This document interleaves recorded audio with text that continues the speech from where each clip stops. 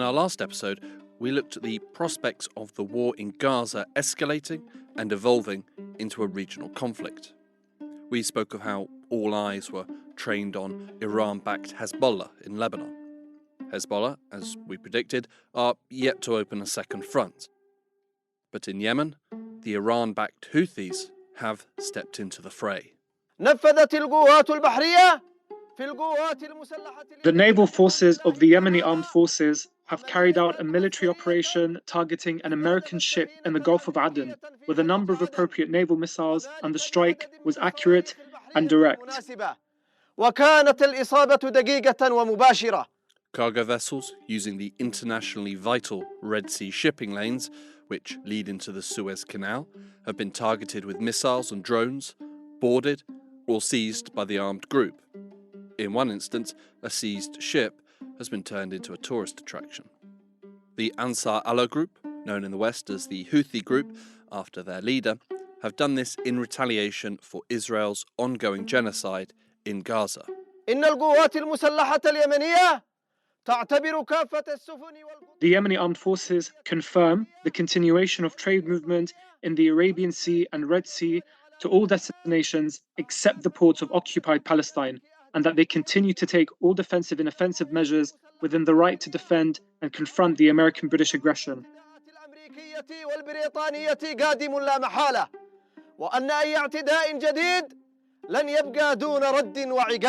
In response to the Houthi attacks, the US and UK have stepped in and struck back. UK Prime Minister Rishi Sunak addressed Britain's Parliament on January 15th. The Houthis' attack on international shipping have put innocent lives at risk. They have held one crew hostage for almost 2 months, and they are causing growing economic disruption. Global commerce cannot operate under such conditions.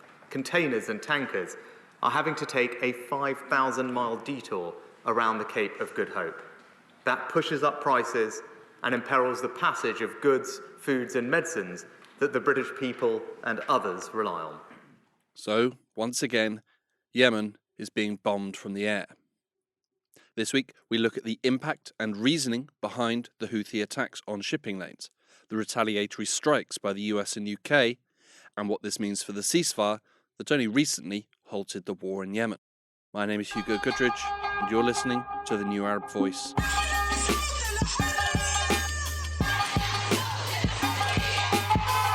Before we get into our main story, a brief update on the situation in Gaza.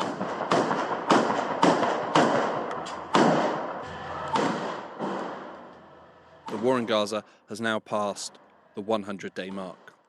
On January 19th, the Ministry of Health reported that at least 24,762 civilians have been killed, the vast majority women and children. An estimated 85% of the population have now been forcibly displaced, some multiple times. A famine is now unfolding in many parts of Gaza, with food supplies dwindling at an alarming rate.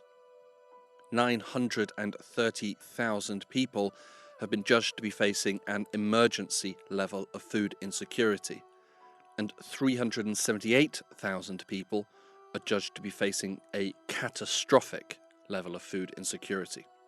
Overcrowding and unsanitary conditions mean that diseases are spreading rapidly among the population, and a lack of medical supplies mean that many are going untreated.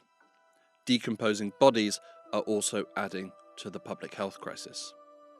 Jagan Shapagan, Secretary-General of the International Federation of Red Cross and Red Crescent Societies, spoke about the severity of the situation at the World Economic Forum in Davos on January 16th. Humanitarian point of view, what we are seeing is the healthcare crisis, basically. The health facilities, a majority of them are not working. Even the ones who are working face power supply, water supply, medical supply. Also, the doctors and nurses have been overworking 24/7 in the early days. So, also on January 16th, a deal between Israel and Hamas was brokered by Qatar to allow the delivery of aid into Gaza and medicines for the captives. The deal followed a visit by the families of Israeli captives held in Gaza to Qatar and a meeting with the Gulf nation's Prime Minister.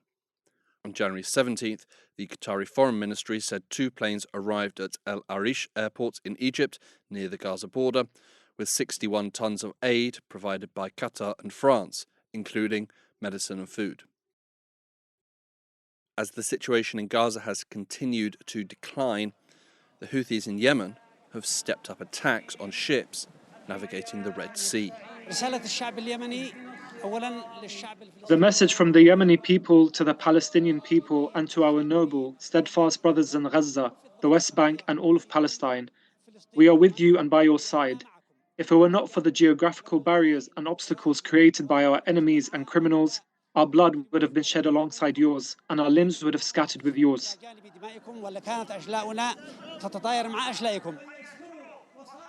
Before we dive in, it's worth reminding ourselves briefly who the Houthis are.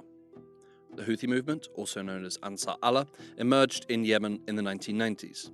They were opposed to Yemeni President Ali Abdullah Saleh, who they saw as being corrupt and in the pocket of Saudi Arabia and the US. In 2011, they joined with other opposition groups in mass protests against President Saleh, which eventually forced him from office. But the militant group really came to prominence in 2014, when they rose up against the government, plunging the country into a brutal civil war and an intense humanitarian crisis.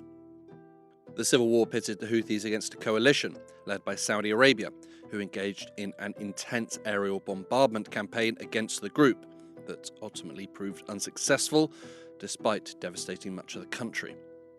Fighting between the two sides raged for years, but subsided in 2022 with a UN-brokered ceasefire, which has, for the most part, held. With the normalization of relations between Iran and Saudi Arabia in April 2023, Omani brokered talks between the Houthis and Saudi Arabia were established. Today, the Houthis control much of the west of the country, including the capital of Yemen, Sana'a. There is a lot more to be said about Yemen's civil war and the Houthi movement, but in brief, that brings us up to date and to the Houthi attacks on the shipping lanes in the Red Sea, off the coast of Yemen. Let's start with the obvious question. Why are they attacking shipping lanes? They are ideologically committed to the Palestinian cause. They know that the Yemeni people are massively in support of Palestine. This is Abdul Ghani Al-Iryani. I'm a senior researcher at Sana'a Center for Strategic Studies, which is the paramount think tank in Yemen. They see a genocide going on right in front of their eyes, and they feel compelled to contribute to the defense of the Palestinian people. The Houthis started targeting merchant ships in November. Their efforts are focused on ships using the Bab el-Mandeb Strait, a 25-kilometre strait that connects the Gulf of Aden in southern Yemen to the Red Sea. It's one of the busiest shipping routes in the world, and much of Israel is supplied using this route. They have said that they are only targeting ships that are owned by Israel, en route to Israel, or coming from Israeli ports. This has been disputed, as some ships with no links to Israel have also been targeted. On January 16th, the Zographia was targeted by Houthis. The Zographia is a Greek-owned, Malta-registered ship. The Houthis responded by saying that the ship was in fact en route to an Israeli port. The drop in traffic in the Red Sea is really politically affected, not militarily affected. The US and Europe, to prevent what would be viewed as a blockade of Israel, they pressured the shipping lanes to stop all the traffic through the Red Sea, when in fact that traffic, if it's not distant to Eilat port in Israel, gets maybe 1% of the overall volume of traffic in the Red Sea. They could pass through peacefully and not be bothered by the Houthis. Even if the Houthis are only targeting ships linked in some fashion to Israel, the risk has proved too much for many major companies. International Maritime Organization Chief Arsino Dominguez highlighted this issue in an address to the UN Security Council on January 3rd.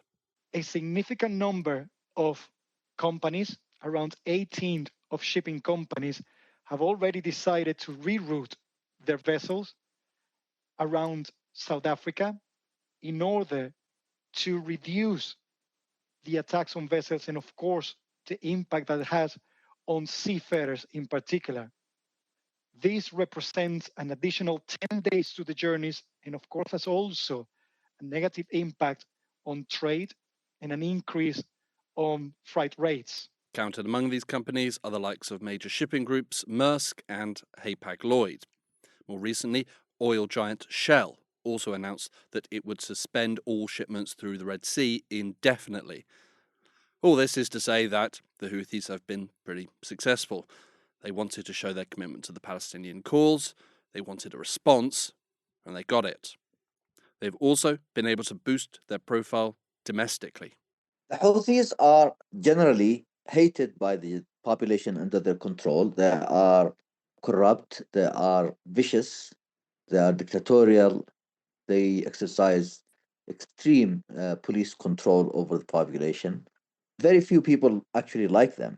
But when they started this battle, they got massive support from the general population. Even commanders of the armed groups that are fighting them have complimented them for this, because this is where they took the right side of history and people couldn't ignore it. The character of the Houthi movement and their history of appalling crimes is certainly worth mentioning. At this time, solidarity with the Palestinian people, who are suffering so much, is to many an honourable thing to do. But this doesn't inherently make the Houthis benign. In the past, they have committed grave atrocities in Yemen and against innocent Yemeni civilians. It was inevitable that the Western nations, who are so financially and materially reliant on Red Sea shipping lanes, would not allow this to continue indefinitely. They were always going to respond.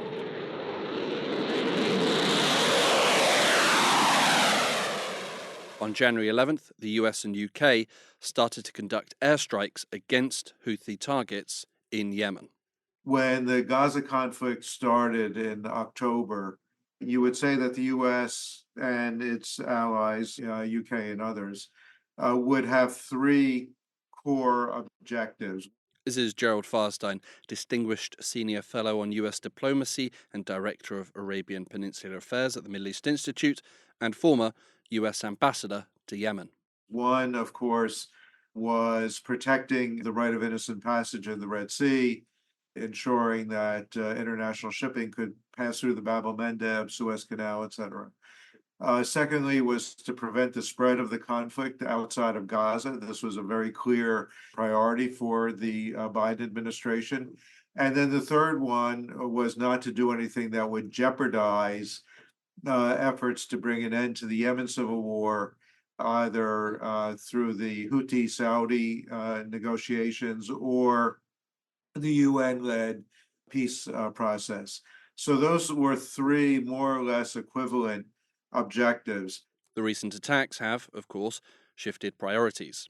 I think what's happened over these past couple of months is that as the Houthis have stepped up their attacks into the Red Sea, the first point, protecting international shipping, became more and more central to what the administration was trying to accomplish, and the other two diminished, although stopping the spread of the conflict is still a priority. So I think that at that juncture, the US, UK, other members of the task force felt really that they had no alternative except to push back on the Houthis and try to deter them. This took the form of airstrikes. Prior to this date, there had been confrontations at sea, shooting down drones, intercepting missiles and the like, but the recent airstrikes took the fight into Yemen, targeting positions on the ground. The problem, of course, is that airstrikes only, having endured 7 years of airstrikes by the Saudis, that's really not have very much deterrent effect on the Houthis. The Houthis are going to look at it and say, we put up with this for 7 years. There's nothing that the US and the UK are going to do in the space of a day or 2 days or a week or 2 weeks that's going to change that dynamic. We have stood up to it, we'll continue to stand up to it. And Abdul Ghani al-Iriani again. The Houthis have been under attack for 9 years now, using F-15s and F-18s and American bombs and American missiles by the Saudi-led coalition. There are no real targets for the Americans and the Brits and their allies to destroy anymore. The Houthis have adapted to the situation. So all their military assets are mobile, all their personnel are underground, or the leaders are underground. And therefore, my information from people in Yemen is that the strikes were not very effective. The airstrikes were advertised as an effort of self-defense on the part of the US and UK, and additionally a warning and a deterrent against further Houthi actions. At this point, it's not unfair to say that they have achieved the opposite. And what we've seen, of course, is that the 2 or 3 rounds of strikes that the US has launched really haven't had much impact on the Houthis. It has not shown any signs of deterring them from continuing their campaign, nor has it succeeded in degrading them to the point where they can't sustain their campaign. Of course, we signaled that we were going to launch these attacks well in advance. The Houthis are smart and, undoubtedly took precautions to protect the material that's really important to them. They would believe that whatever damage we did, whatever was destroyed, could either be repaired or replaced relatively quickly. And so they are willing to put up with these airstrikes as long as it takes. They knew that there would be a retaliation. They were looking for it. They wanted to have retaliation because it makes them heroes, not only in Yemen. It makes them heroes all over the region and the world. So the political capital that they got from this, from being struck by the Americans and the Brits, is massive, and their losses are minimal. Despite all their ambitions about keeping shipping lanes safe and secure, the people making these decisions are not completely delusional. And if you look at the statements that the administration and that London have put out afterwards, I think that they were at pains to say that they were not under any illusion about the effect of these strikes, that they saw it as the least bad option that they had. They felt that they needed to do something, and that this was the one arrow in the quiver, if you will, that they had. So they used it. But I'd be surprised if anyone in the White House or in Whitehall is shocked that it hasn't succeeded in deterring the Houthis. As if to confirm this, US President Joe Biden said this when asked by a reporter if the airstrikes in Yemen are working. Well, when you say working, are they stopping the Houthis? No. Are they going to continue? Yes. They don't believe they're working, but will continue. And by continuing along this path, for which they can see no alternatives, the US and UK are also providing the Houthis and the axis of resistance a propaganda victory. This propaganda win for the Houthis was reaffirmed on January 17th, when the US bestowed one of its highest honours on the group. This was State Department spokesman Matthew Miller speaking to reporters. Earlier today, the Secretary of State announced the designation of the Houthis as a specially designated global terrorist, effective February 16th for threatening the security of the United States. Since November, the Houthis... Remember that in 2020, when the Trump administration, as it was walking out the door, designated the Houthis as an FTO. That's a foreign terrorist organization. The concern was that it would impede humanitarian assistance to innocent Yemenis, restrict the activities of the United Nations or international NGOs in Yemen in support of the population, and that it would make dialogue with the Houthis more difficult. My understanding is that the administration has tried to take steps that would fence off those issues, that would not restrict humanitarian support for Yemenis. It would not impact the dialogue. So, at the end of the day, you haven't done perhaps, or you've taken measures to limit any damage that the designation would do. But look, providing weapons to the Houthis is already banned by the United Nations. Houthi leaders are already sanctioned. Houthi financiers are already sanctioned. The impact on the Houthis, again, positive for them because it raises their significance. Look, we're such a threat that the United States has now designated us as a terrorist group or whatever. It doesn't really have any negative impact on the Houthis. It's more performance art than anything else. Several actors are involved in the axis of resistance, but Iran is the biggest player and also the biggest backer of the Houthis. Over the years of the civil war and before, the Iranians have directed Houthi actions in Yemen and provided them with the money and arms to achieve their goals. Does this mean that the order for attacks on shipping lanes in the Red Sea came from Tehran? I think it was a Houthi decision that was backed and enabled by Iran. Iran was, of course, in a position where it has to do something, and their assets were Hezbollah in Lebanon or Houthis in Yemen, and Hezbollah is too valuable to be exposed and broken. Hezbollah is really the first line of defense of Tehran, not of Gaza. Go back to our last episode to hear why Iran doesn't want Hezbollah to enter the fray. While the Houthis were somewhat expendable in that calculus. So, of course, the Iranians not only supported the decision to wage this battle, but they also, from an early time, they provided them with the right technology to be able to wage war at sea. Abdul Ghani also suspects that Iran might have seen this as one of their final opportunities to use the Houthis. Look at it this way. The Houthis are not of the same Shia tradition as Iran, and historically they were connected to Saudi Arabia, and they are right next to Saudi Arabia. And the instruments of leverage for Iran are weapons, which are good for wartime, but in peacetime, the Saudi money is the more effective instrument of leverage. And the Houthis and the Saudis are about to reach a peace agreement. Therefore, the Saudis could lure the Houthis to their side. So, in a sense, the Iranians may have thought that they would cash their chips in Yemen before they get burned by the peace that seems to be imminent. And what about that peace agreement? The talks were brokered after many years of fighting and are desperately needed by the people of Yemen, who have suffered greatly. How will the recent actions in the Red Sea and the strikes in Yemen impact the talks?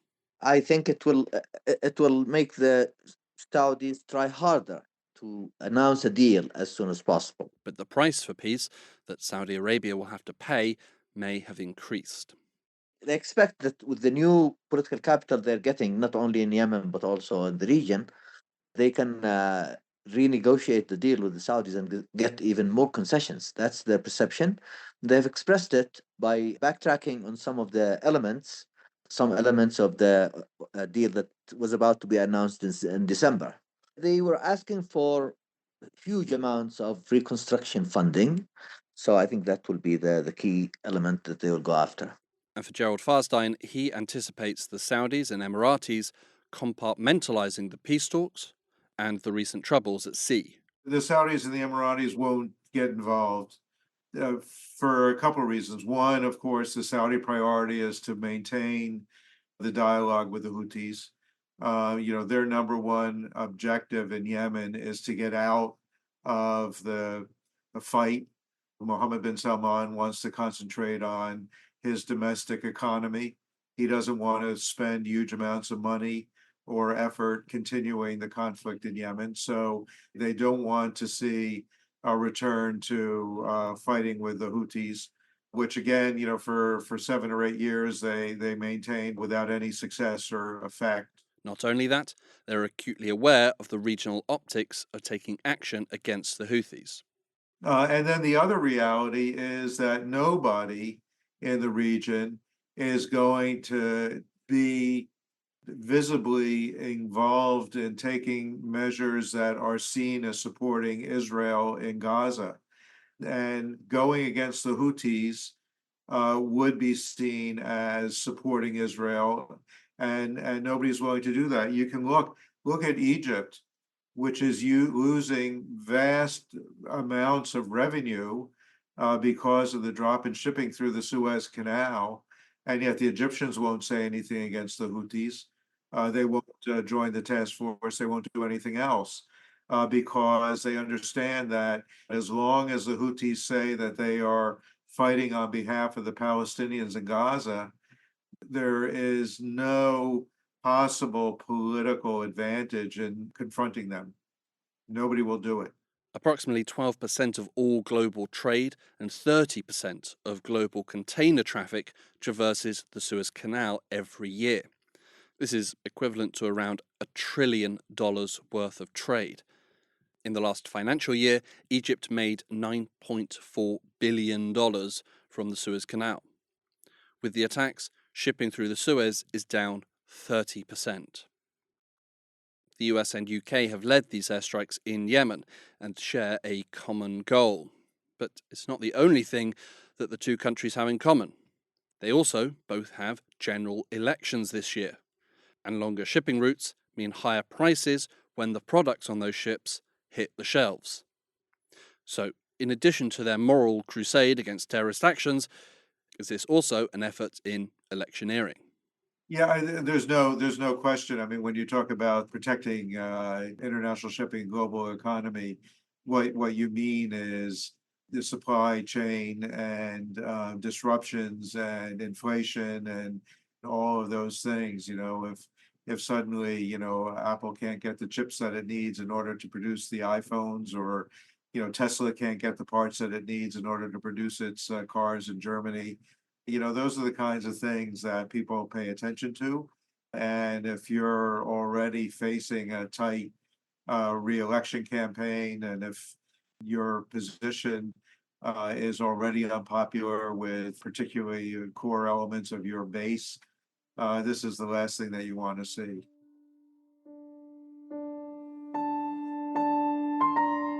The airstrikes conducted by the US and UK, which are ongoing, have not stopped the Houthi attacks, do not appear to be limiting the ability of the Houthis to attack, have boosted the Houthis' standing regionally and domestically, and even by the admission of the US president, will probably not stop the attacks. In truth, there is only one way to stop the attacks. Abdulghani Al-Riyani again.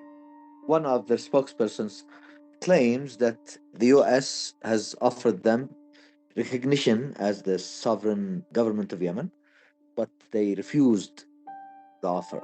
I think that it might be an exaggeration, but I don't think that they can, given the fact that they have roused the population. So I don't think they can backtrack. It's just politically impossible for them to backtrack. They will keep going until the genocide stops or the humanitarian aid to Gaza is allowed in. And Gerald Farstein. Well, the carrot is obviously ending the conflict in Gaza. If there's an end to the fighting in Gaza, if there's an end to Palestinian casualties in Gaza, then the Houthis won't have any justification for continuing attacking shipping in the Red Sea. And that really is the key to ending this situation. People don't want to accept that there's a linkage between the two, but there is.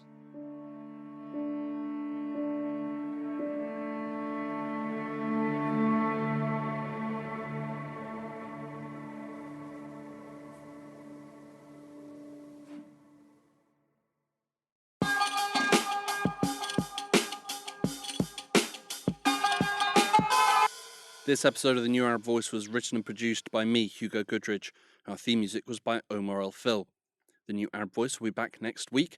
Until then, you can find all our previous episodes on all major podcast platforms.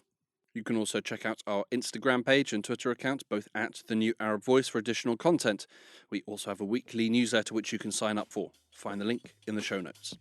You You can subscribe to the podcast so you never miss an episode, and you can also rate and review, which helps us spread the word.